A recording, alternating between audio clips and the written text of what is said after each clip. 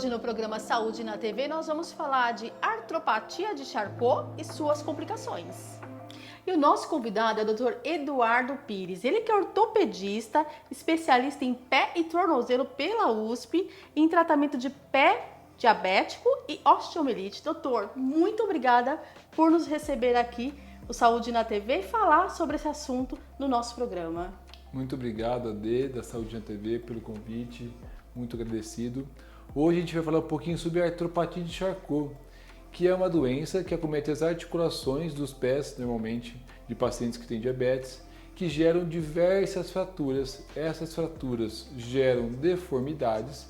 As deformidades geram feridas, que são difíceis muitas vezes de cicatrizarem, e essas feridas são responsáveis quando complicam, quando infeccionam, geram as amputações tão temidas nesses pacientes. Doutor, é um assunto muito pertinente que a gente tem que levar à população. Muitas pessoas sofrem com esse problema e às vezes até desconhecem. Não só as pessoas passando pela situação, mas a própria família e até muitos dos médicos também, né? Então nós queríamos esclarecer esse assunto e passar informação para que as pessoas tenham mais qualidade de vida. Por que acontece essa doença, doutor? Na verdade, Ade, não tem um motivo certo. A gente não conhece o motivo exato que começa a artropatia de Charcot. Tem, na verdade, teorias. Há teorias que, por um status hipervascular, por algum motivo, uma artéria do pé começa a passar mais sangue, que absorve osso, esses ossos ficam mais fracos e geram fraturas. Tem teorias que acreditam que você tem uma fratura por estresse, não sente essa fratura, e aí por continuar andando sobre o pé com uma fratura pequena, essa fratura vai aumentando, até gerar várias fraturas. E também tem estudos mostrando que algumas células desses ossos, por algum motivo que não se sabe, elas mudam o jeito de trabalhar e começam a absorver mais ossos. E isso gera fraqueza dos ossos, gerando fraturas e assim por diante. Quais são os sintomas, doutor? Os sintomas iniciais são muito parecidos com infecção.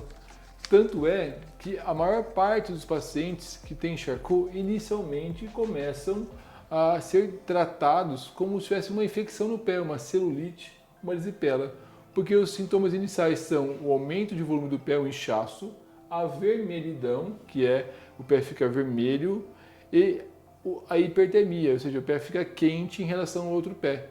São sinais de infecção de pele. E aí a gente começa a tratar realmente no pronto-socorro com antibióticos e não é o mais adequado.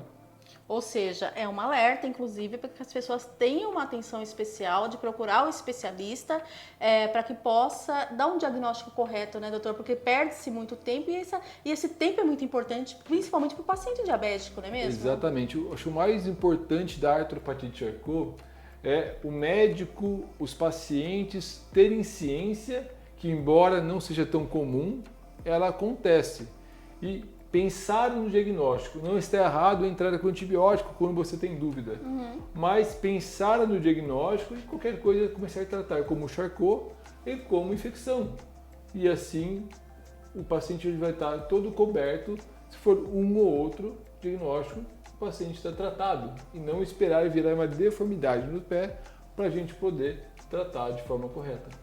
É uma doença, doutor, que acomete somente diabéticos? Não.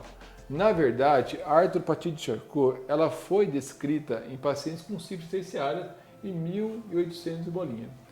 E aí, naquela época, a sífilis terciária ela comete os neurônios.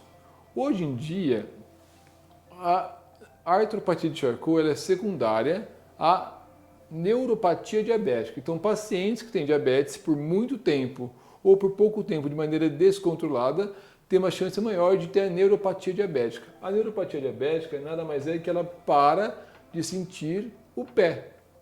E isso é que gera a artropatia. Então tem outras neuropatias não diabéticas, como a alcoólica, secundária à hanseníase, a sífilis, que podem gerar artropatia.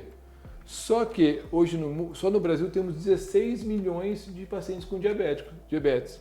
E isso faz com que seja muito mais comum em pacientes com diabetes. Aproximadamente 90% das artropatias de Charcot no Brasil são secundárias a diabetes.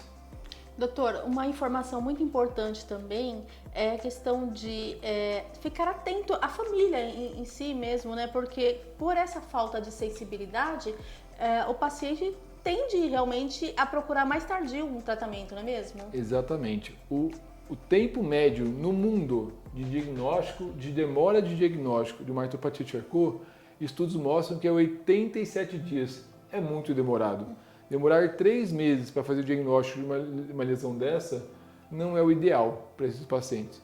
Então, se o paciente começar por tentar calçar o tênis e um pé não entrar no tênis, começar a ver que o pé está começando a mudar o formato do pé, um familiar pode ficar atento e já levar esse paciente ao médico para dar uma olhada nisso. Porque muitas vezes o paciente que tem diabetes ele não tem problema só no pé, ele não enxerga bem, ele já não sente o pé. Então, para ele, o inchaço no pé está tudo bem. Então é importante toda a família. Não está sentindo dor, né? Não está sentindo dor, o pé está um pouquinho inchado, às vezes só usa chinelo e não nota nenhuma diferença. Doutor, o seu atendimento a gente sabe que também é online, né? É muito importante que as pessoas tenham um atendimento presencial. Como que é o diagnóstico? O diagnóstico depende da fase, tá? Antigamente a gente tinha uma classificação em relação ao local da artropatia que acomete, qual articulação que essa artropatia acomete. Por exemplo, essa articulação que chama de Lisfranc que é a mais comum. Então o pé é como se ele se quebrasse aqui no meio, como se um caminhão mesmo passasse aqui no meio. O que acontece? Essa fase, quando já começa a ter a deformidade, você faz um raio-x simples e já pode notar a fratura. Só que é uma fase que já tem deformidade. Quando você quer fazer o diagnóstico mais precoce, é que quando o pé começou a ficar vermelho, começou a ficar inchado, muitas vezes o raio-x não pega essas fraturas. E aí o exame adequado é a ressonância magnética. Alguns exames podem ajudar. O exemplo, o paciente tem uma celulite no pé. Se você levanta o pé do paciente acima da gravidade, acima do coração do paciente, é uma celulite, o vermelho normalmente não cede, o pé não volta a ficar branco. O Charcot, esse vermelho é o vermelho inflamatório e não infeccioso. Então você levanta o pé começa a ficar branco. Então, existem algumas maneiras de a gente conseguir, pelo exame físico, também diferenciar. Mas o que bate o martelo mesmo, normalmente, é a radiografia ou a ressonância magnética. Essa doença tem cura, doutor? Vamos lá. A doença, ela é conhecida como se fosse como uma coisa autolimitada. Uma fratura tem cura? Ela tem a consolidação. Como o Charcot são fraturas do pé, a cura se torna a consolidação e normalmente consolida. O problema é que quando consolida, você pode ter uma deformidade no pé. Esse paciente com uma deformidade no pé, ele gera pontos de hiperpressão embaixo do pé. E esses pontos predispõem ao surgimento de úlceras. Então, a cura significa consolidação. O pé, ele continua deformado. Então, a partir do momento que você consolida o Charcot, você tem que agora adaptar calçados adequados para que não formem as úlceras. É um tratamento já, então. É um tratamento conservador. E muitos pacientes acabam perguntando sobre cirurgia. A cirurgia muitas vezes é a exceção. Quando que a gente indica a cirurgia? Quando o paciente tem uma deformidade tão grave que formam feridas que não cicatrizam de maneira nenhuma, quando o paciente não consegue calçar nenhum sapato, quando nenhuma órtese é suficiente para aquele paciente. E aí a gente começa a pensar que ele precisa de algum pé estável e sem feridas. Se você pega no pé do paciente, ele está todo solto, cheio de fraturas que consolidado de maneira desorganizada, esse paciente merece uma atenção cirúrgica. Doutor, adorei saber mais a respeito dessa doença, uma doença que acomete aí milhões de pessoas, né? E é muito importante a gente passar essa informação clara da forma que o doutor comentou aqui. Nós também vamos disponibilizar suas redes sociais para que as pessoas tenham esse acesso, entendam um pouco melhor sobre essa doença.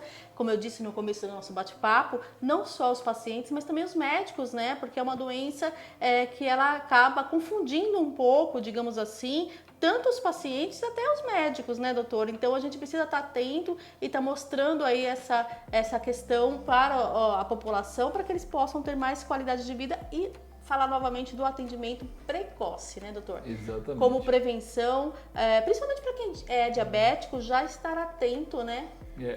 A gente sabe que a taxa de incidência da artropatia de Charcot é de 0,1 a 0,3% da população. Então é uma taxa baixa.